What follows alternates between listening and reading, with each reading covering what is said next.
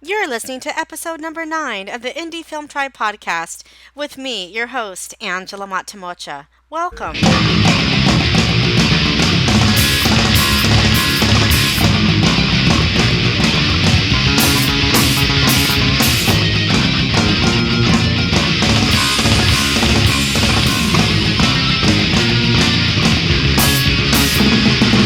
Hi, guys. Hi, good people. Angela Matamocha here. Thank you so much, Indie Film Tribe, for being with me here today. I am truly excited and so honored to have this special guest with me here on the line today. He is an award-winning filmmaker, and to me, he is the epitome or one that creates socially conscious content. Real quick, I am going to, oh man, I don't even know where to start. Well, let me start by saying I first became aware of this filmmaker when I saw his short film entitled Katrina's Son. This was back in maybe 2010, 2011 at the San Francisco Black Film Festival. A few years later, he made his first feature film entitled Wolf, and that premiered at South by Southwest. And of course, the moment that film became available on iTunes, I immediately purchased that. Ladies and gentlemen, introducing Yaki Smith. Welcome. Thank you for having me. Oh man, thank you so much for being here. Like I was telling you before the call, I have just been such a fan of your work, and I gotta tell you, that Katrina Sun film blew my mind. It was so heart-wrenching. That little boy was amazing. I'm in awe. And for you guys listening, I'm sure you can tell I am in such awe of this filmmaker. So I just want to thank you, Yaki, for taking the time to come here and chat with us today. No problem. Let's just go ahead and start at the beginning. What is it that you love about being a filmmaker? For me, I think filmmaking is in a way cathartic. It allows me to get out certain issues that I have. It allows me to express myself in a way that, I don't think I'm able to. There's certain things that I can say in a screenplay or that I can portray on screen that I might not be able to say to a person. And so it allows me to get that out, but it also allows me to tell the stories of people who I feel like have been forgotten. It allows me to showcase certain issues that we as a society have a tendency to sweep under the rug. And it allows me to sort of start dialogue about those things, because for me, in order for us to have real healing about some of our issues, first we got to talk about them. And I think a lot of times we shy away from talking about those hard things because they are hard. And it brings up, emotions that we would rather suppress. It brings up things that we would rather turn our backs on because they're too painful. And for me, I think creating the kinds of work that I create, it allows a safe space for us to have those conversations. And, that's what's always attracted me to film. Your work is so important, and I think in today's society and today's culture, we even need this sort of openness and vulnerability even more. What I find so striking about the work that you do is that it is so raw and so honest. It's just brutally honest. How do you, as a writer, get to a place where you can just where you can write such things? I think it's about, for me, spending time around certain people in certain places. I think a great artist is a sensitive artist. You must be sensitive to what's going on around you. You must be able to look at people and sort of see through the wall that they have created for themselves, and the wall that we have all created for ourselves. And it's difficult because sometimes you're writing things that really even eat away at your own soul sometimes, honestly, because with a film like Wolf, for example, here I am talking about pedophilia in the church, and I grew up in the church. I'm still very much a part of the church, and so in some ways for me it was difficult because I'm like, wait a minute, am I putting a stain on the organization that I love so much? But also, if you've watched the film, you see that at some point, the monster becomes human.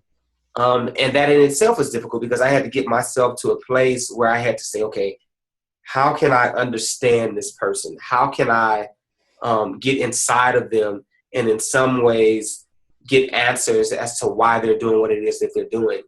And so I think you have to be sensitive to those things. You have to be willing to not look at people as villains, but really ask yourselves the hard questions of why. Why are people doing the things that they're doing? Why do people react in certain ways? Why do people feel a particular way about someone else? Because nothing just, happens in a vacuum. It all happens based upon our experiences and things that we've been exposed to. And so I think in order to write it, again, you must be sensitive. You must be willing to go to some very dark places. You must be willing to immerse yourself in certain worlds and cultures that a lot of people would not want to because they hurt. And they again sometimes expose your own vulnerabilities because people are saying things that might even speak to you, and they might be bringing up emotion that you yourself have tried to suppress. But I think you have to be open to that if you want to create work that is impactful, and if you want to create work that really speaks to people. I think in order to really speak to someone, you must feel it yourself, because if you feel it, then they'll feel it. And so it's hard, but I think it's necessary work. It's so interesting what you just said.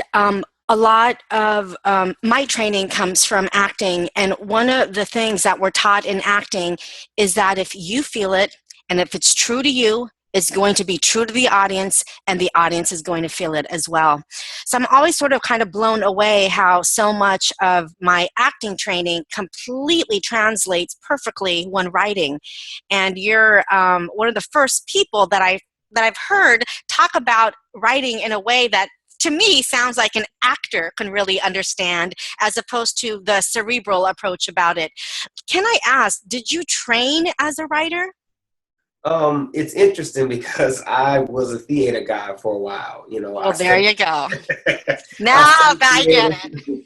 I studied theater in high school, and actually even before high school. I was always in plays at church. I was always finding like local theaters. My mom was just finding things for me to get involved with because she knew I was interested in performance. And so I think in studying performance and being around performers, you see the things that they sort of have to go through in order to fully immerse themselves into a character. And you hear those hard questions that they have to ask themselves in order to truthfully play someone. And for me, if that's what actors have to do, then obviously as a writer and a creator, then I must create work that allows them to ask those hard questions.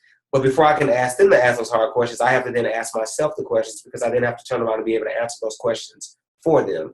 And so I'm always looking at it from the other side, because I'm asking my performers to go to dark places. I'm asking them to do things that sometimes are physically, spiritually, and emotionally draining for them. And for me, I have to sort of, again, experience it myself in order to be able to articulate to them what it is that I want for them to feel.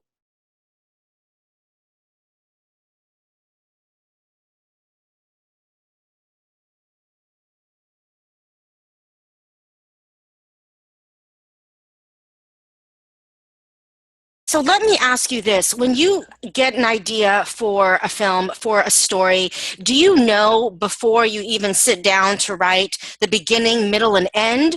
Or do you just sort of sit down and just let the character speak through you? How is that process? What does that look like for you?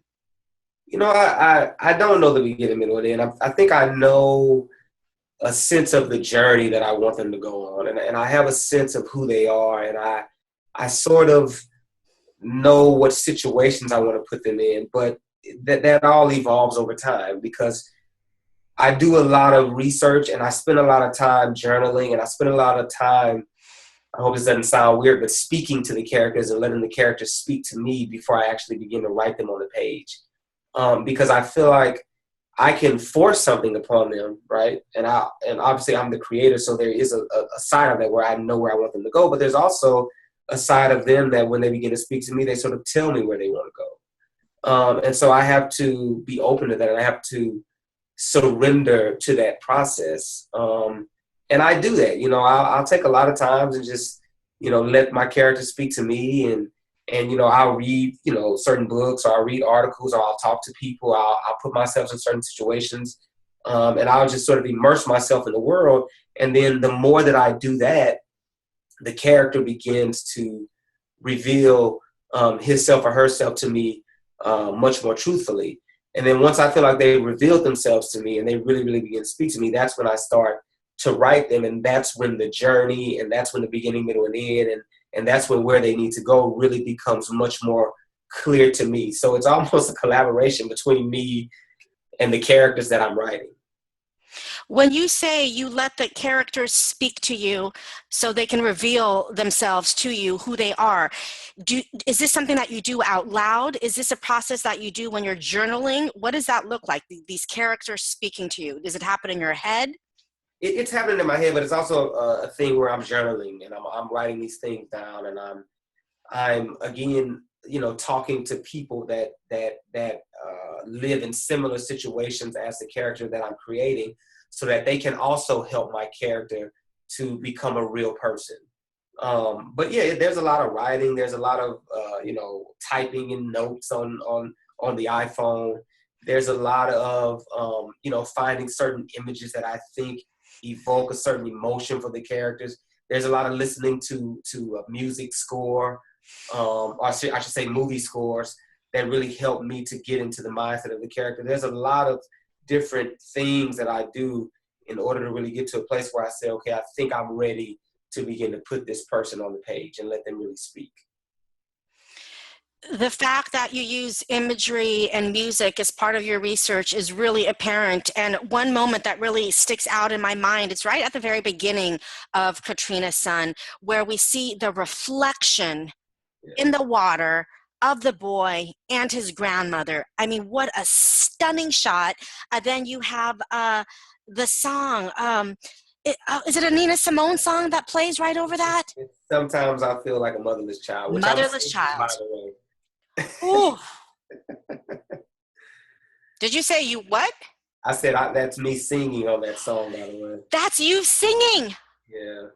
Oh my gosh, wow, what a talent. Who knew? That was such a striking moment, and it just set up the entire film right then and there. That is what the little boy is feeling, and you see the imagery of why he doesn't have his guardian anymore, his grandmother, then he's in search for his mother. I'll make sure to put a link to that in the show notes. The little bit I saw was on Vimeo, but for those of you listening, that is a phenomenal, phenomenal film, and like I said at the very beginning, of this chat here is what made me a fan of Yaqui. Let me jump to Wolf. With the subject matter of this film, did you ever get any kind of backlash from the church? It's interesting. I'm going to say yes and no to that question. I think as I was creating it and started to talk about it with certain people, I think it wasn't necessarily like the church itself, but there were certain people who were like, dude, is this something that you really, really want to deal with? Because it's too painful, and it's going to evoke sort of very painful emotions for people, and it's going to just bring up things that they have probably buried. But, it's interesting because I think that the church itself was very supportive. I shot in the church that I grew up attending in San Antonio. They let me have the church. I think we shot there maybe 3 or 4 days. And we shot some very hard scenes in there, and they were fine with that because, my Bishop David Michael Copeland, I think he really understood what I was trying to say with the piece, and I think he was on board with that.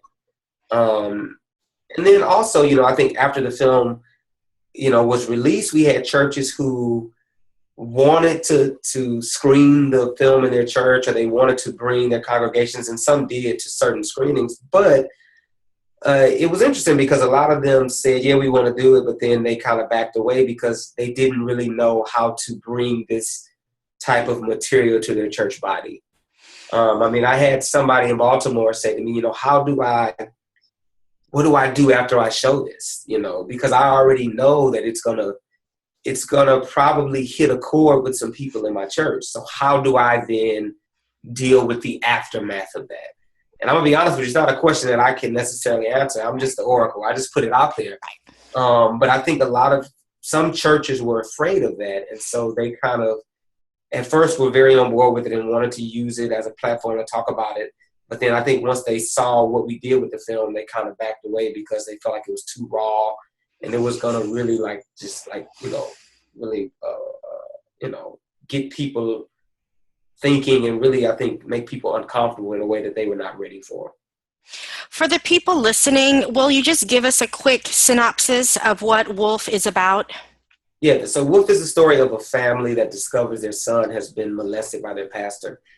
And, it deals with the fallout from that of them sort of being betrayed by this man who has almost been like a family member to them. He married them, he's counseled them, he's prayed with them, and he's sort of been a father figure to them for a very, very long time. But he's obviously committed the ultimate betrayal. But on the flip side, then you have their son who is, in some ways, in love with his abuser because this has been going on for so long. And so now they have to deal with that struggle as well. And so it just looks at all of that, and it looks at the church politics, it looks at the church cover-up, and it looks at this idea of shame and this idea of cover-up and, how I think shame and cover-up allows these things to continue to happen over and over and over again because a lot of victims are silenced. Which is obviously in complete alignment with your mission as a filmmaker to have a dialogue about these subjects that we don't want to have dialogue about. But obviously, in order to heal, like you said, we must have dialogue about it. Oh my gosh. Yeah. And I will definitely put the link to Wolf in the show notes as well. You guys can purchase that on iTunes.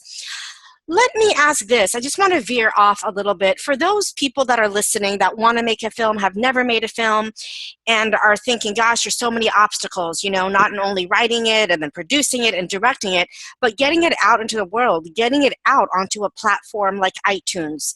Was that a difficult journey for you? Yes. I started making movies when I was 15. And it was literally just, me and a camera and my friends, and I would bring them over on the weekends. My mom cooked spaghetti, and we would have film boot camp, and I would sort of create these scenarios and they would act them out.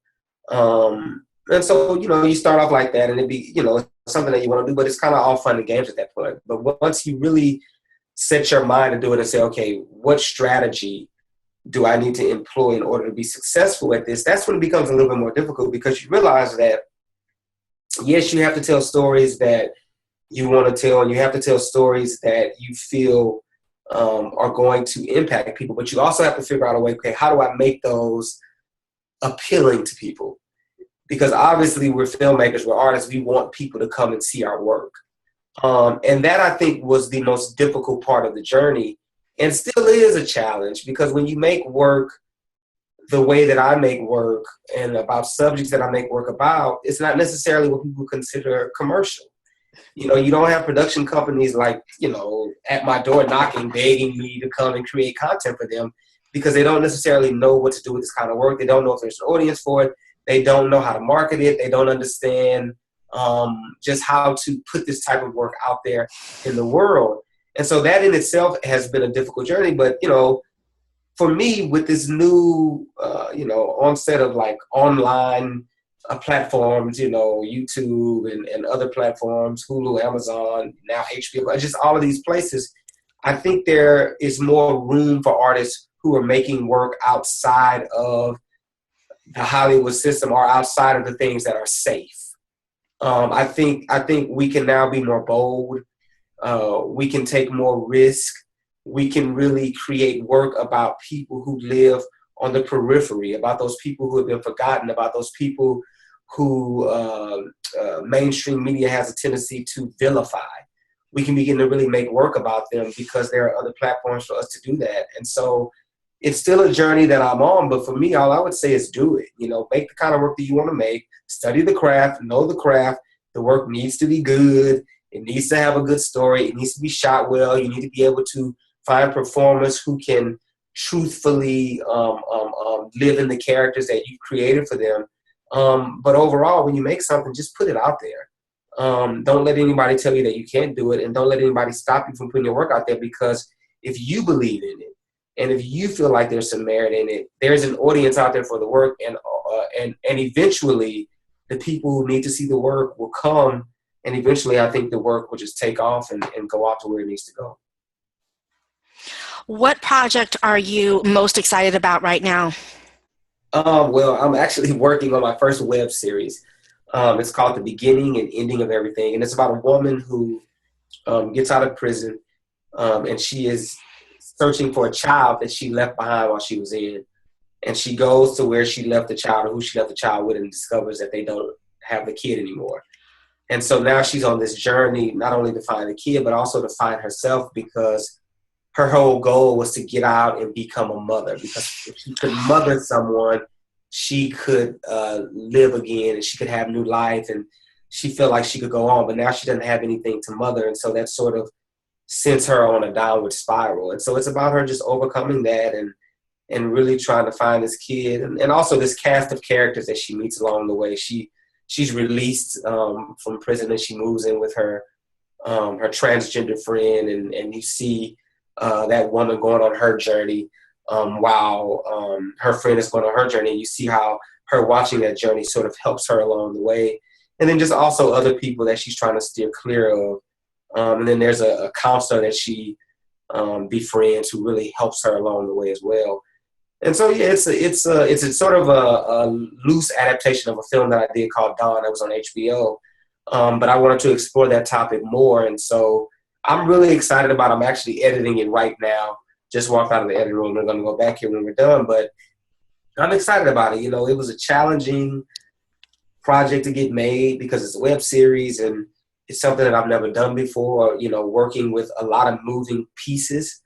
But I think it's coming together well. Like every time I look at an edit, or I sit with one of my editors, I get more and more excited about the possibilities of what it can become. And so I can't wait to share that with the world. And you wrote and are directing this series as well.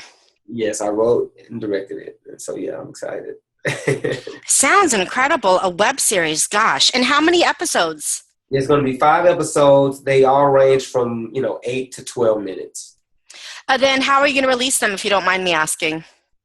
I'm still trying to figure out that strategy. I think my first thought was, do an exclusive Facebook release.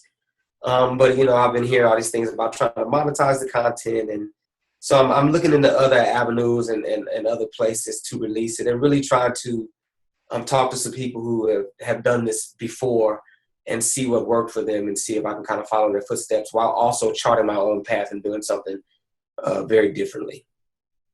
All right, so that is a project that you're most excited about, and I'm very excited about it too. I had no idea that you were doing a web series. Now, are you going to make another feature film in the future, or was Wolf such a huge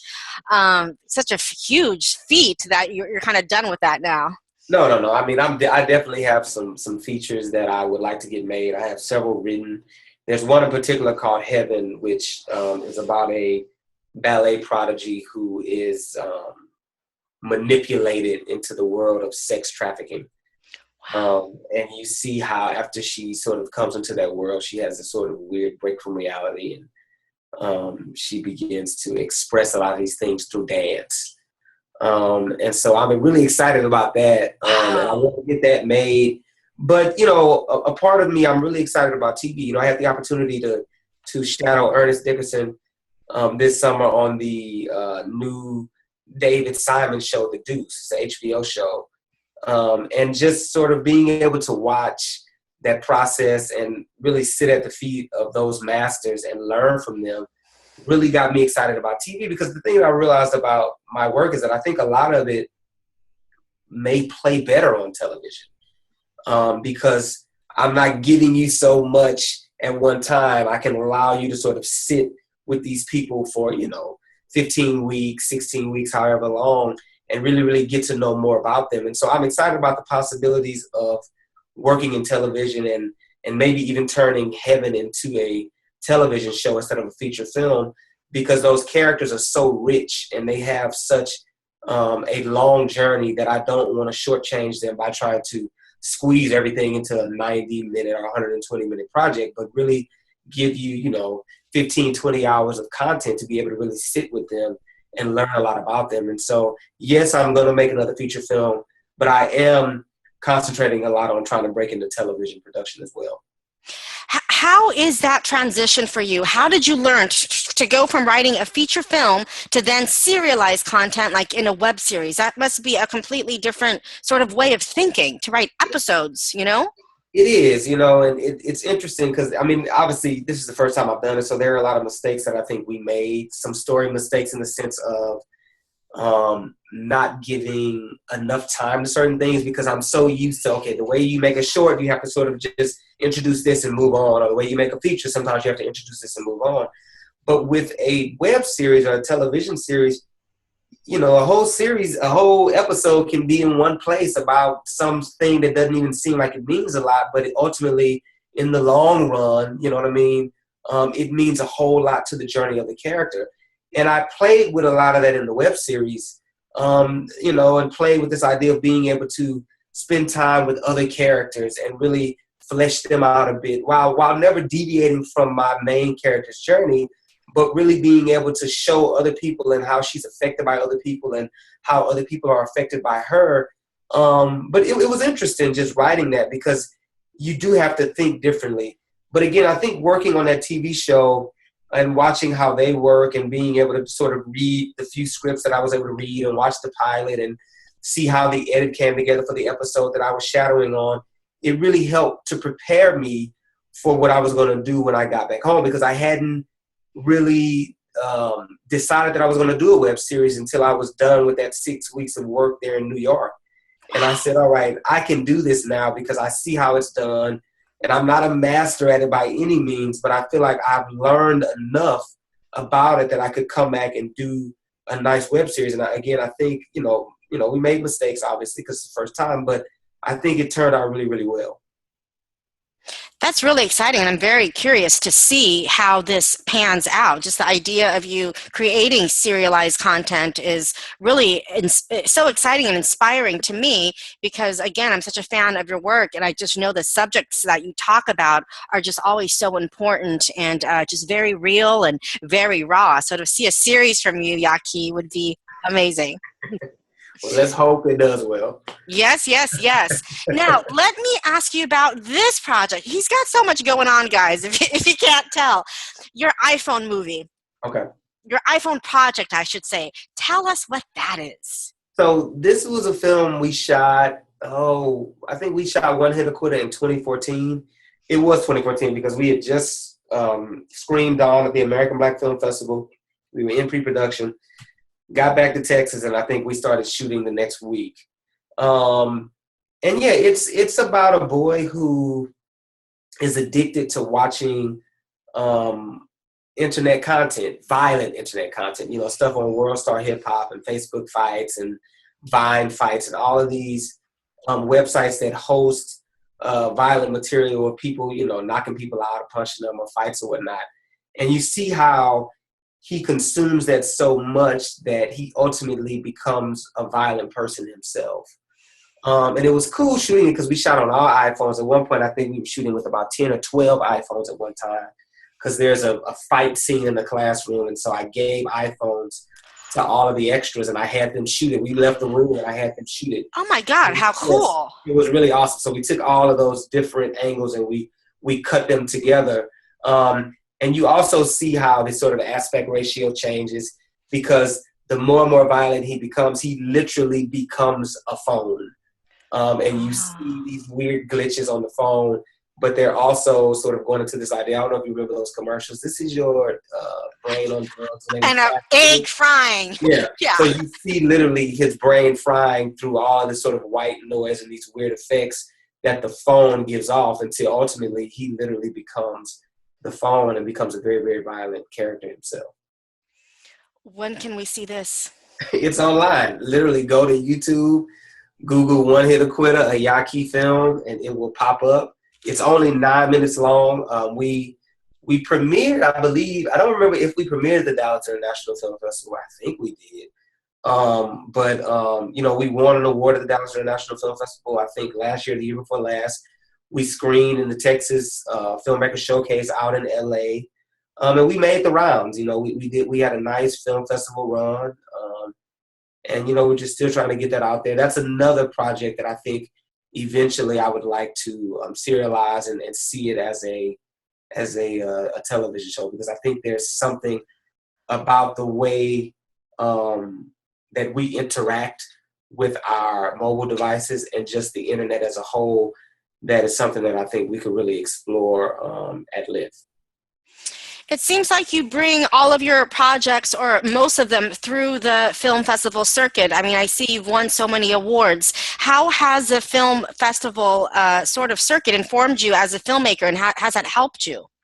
It's helped a lot. I mean, you screen in festivals, and programmers from other festivals are at those festivals, so you ultimately end up you're able to screen your film at another festival, or those programmers from the festivals tell another programmer, and then that programmer tells a distributor.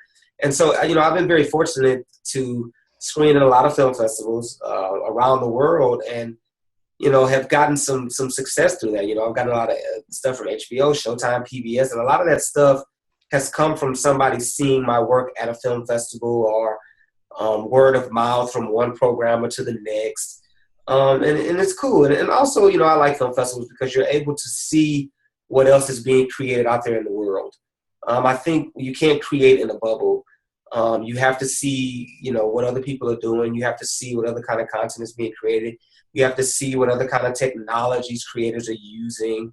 And I think in doing that, it inspires you to go out and, change your game up and do things a little differently because you want to remain relevant.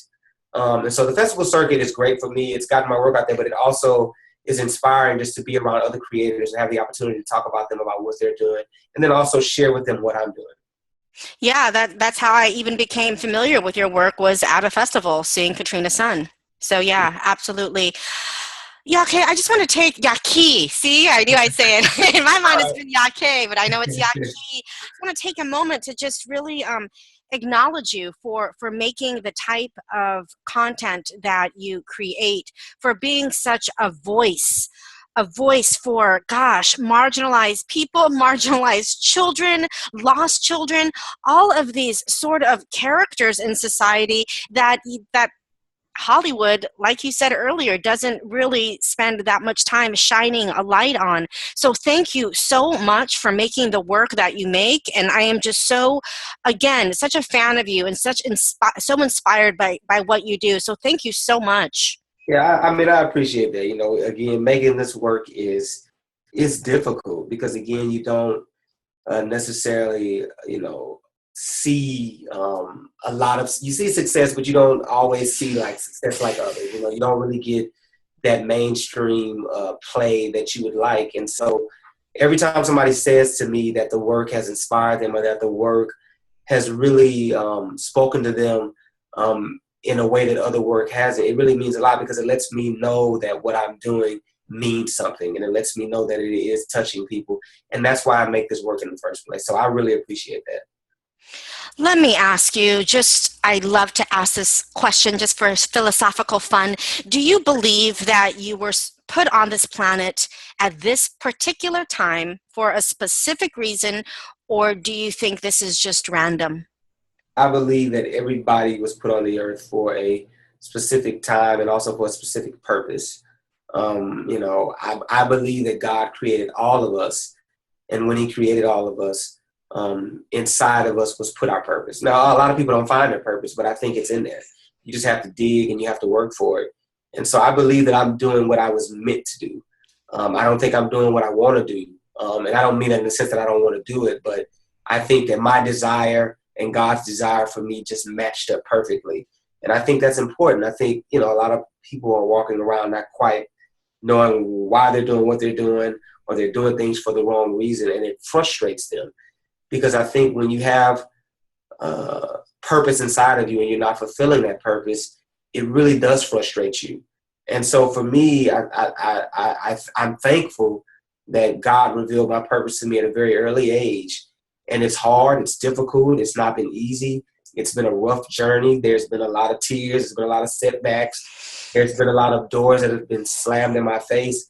But I'm appreciative of all of them because they have made me stronger, and they have also made me look at my purpose and understand that it's bigger than, you know, any type of success. But it means a lot to touch people. It means a lot to impact people, and it means a lot to have people look at the work and say, you know what, I appreciate it because you've changed my life, or you've changed me be seeing it.